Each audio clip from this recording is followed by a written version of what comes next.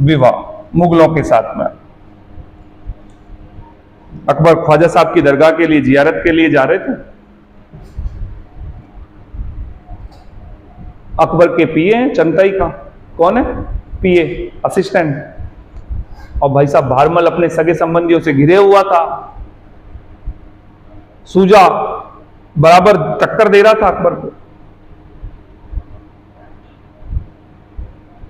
भारमल को। तो भारमल ने क्या सोचा, क्यों नहीं मुगलों के साथ रिलेशनशिप स्थापित कर ली जाए, क्योंकि इस समय अकबर अपने आप में एक बहुत बड़ा नाम हो चुका था, मुगलिया ताकत बड़ी थी।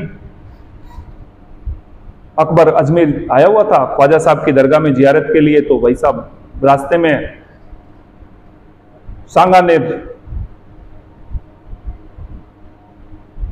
वहां पर मुलाकात होती है। मुलाकात में भारमल ने रख दिया प्रस्ताव कि हम हमारी राजकुमारी का निकाह आपके साथ करना चाह रहे हैं। अकबर ने कहा देखिए दरबार ठीक है आपकी बात, लेकिन अभी मेरे डिसीजन मेकिंग किसके हैं, मेरे किसके हाथ में पता है? अकबर के डिसीजन मेकिंग किसके हाथ में थे? मैंने बताया ना, महामनगा के हाथ में थे। महामनगा अकबर की धाई मां, 1560 से 1562 तक का जो काल है इतिहास में पेटीकोट शासन के नाम से जाना जाता है। तो भाई मैं जब तक अम्मी जान के पास नहीं जाऊंगा और अम्मी जान से नहीं पूछूंगा तब तक मैं आगे की रणनीति नहीं बनाऊंगा। अकबर पहुंचे भाई साहब, अकबर आगरा पहुंचे और अकबर ने अम्मी जान को सारा किस्सा बताया कि अम्मी जान आमेर के राजा भारमल अपनी बेटी के साथ मेरा निकाह करना चाह रहे हैं, बताइए क्या करें आगे। अम्मी जान ने इस निकाह के लिए स्वीकृति नहीं दी। देखिए ताज्जुब की बात है, अकबर ने सोचा, अकबर बड़ा दूरदर्शी व्यक्ति था, अकबर अनपढ़ था लेकिन अकबर बड़ा दूरदर्शी व्यक्ति था।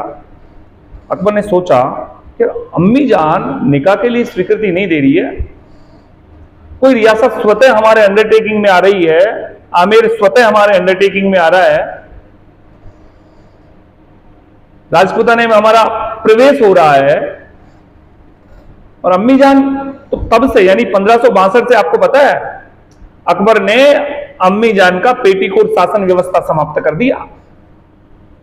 62 तक पेटीकोट शासन है, घाघरे का शासन अपन कह सकते हैं। पेटीकोट का मतलब तो जानते ही हो ना, इतिहास में पेटीकोट शासन यानी 60 से लेकर 62 1500।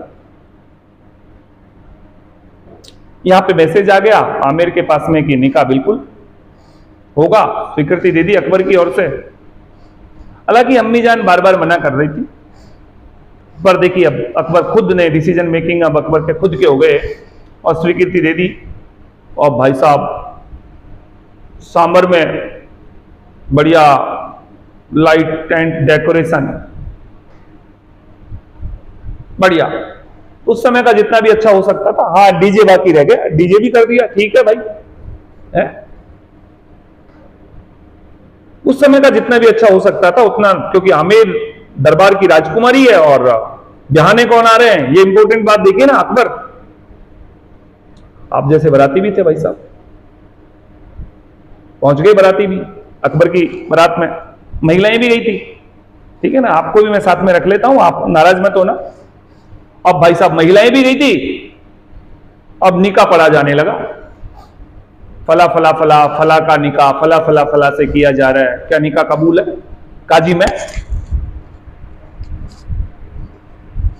भाई साहब बीच में एक पर्दा होता है, वस्त्र, इधर महिलाओं का इधर पुरुषों का। महिलाओं के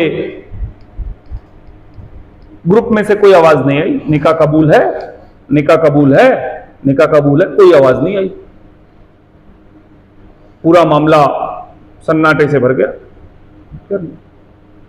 अकबर बिहाने आ रहा है और निकाह के लिए राजकुमारी जोधाबाई ने अभी अस्वीकृति दी है, मतलब ये मौन अस्वीकृति तो है। महामनगा भी बारात में आई थी और महामनगा तो बहुत तगड़ी चिल्लाई, देख ले अकबर तोहिन हो गई हमारी। ये बड़ी बड़ी महिलाएं ना मूड खराब कर देती हैं, ध्यान रखना, बारात में इनको ले जाते हैं तो ये मूड खराब कर देती हैं। लेकिन अकबर में बड़ा धैर्य था। अकबर ने कहा मीजान रिलैक्स, कूल डाउन, पानी पीजिए आप।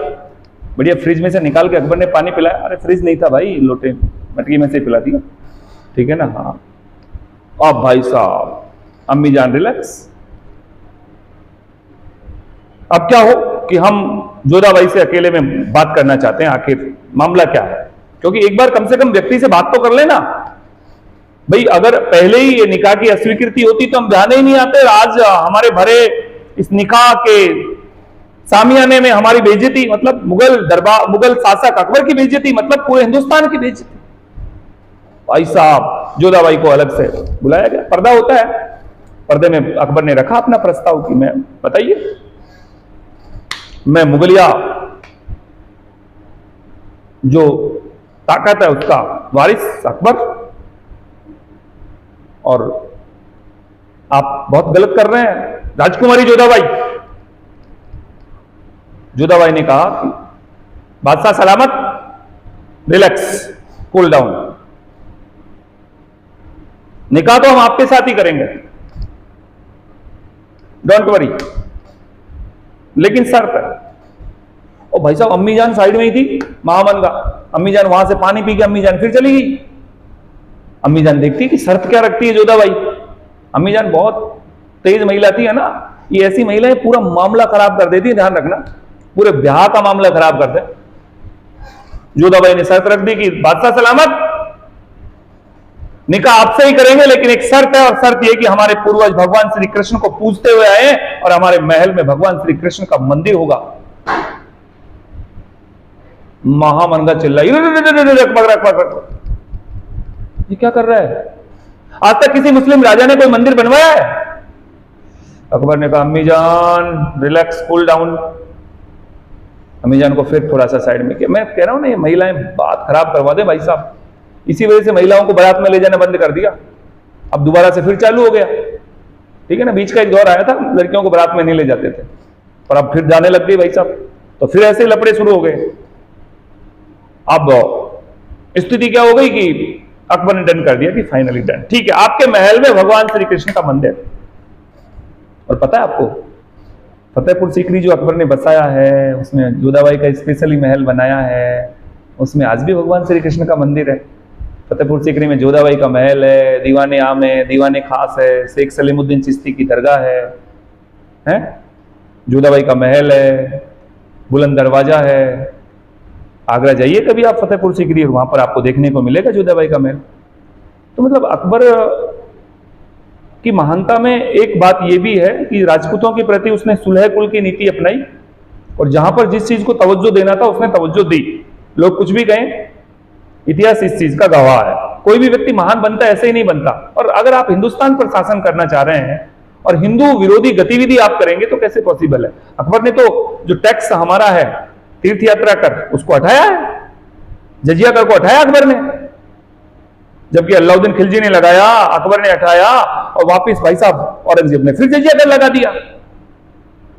तो हिंदुस्तान में रहकर हिंदू विरोधी गतिविधि आप करेंगे तो अच्छे शासक सिद्ध नहीं हो सकते।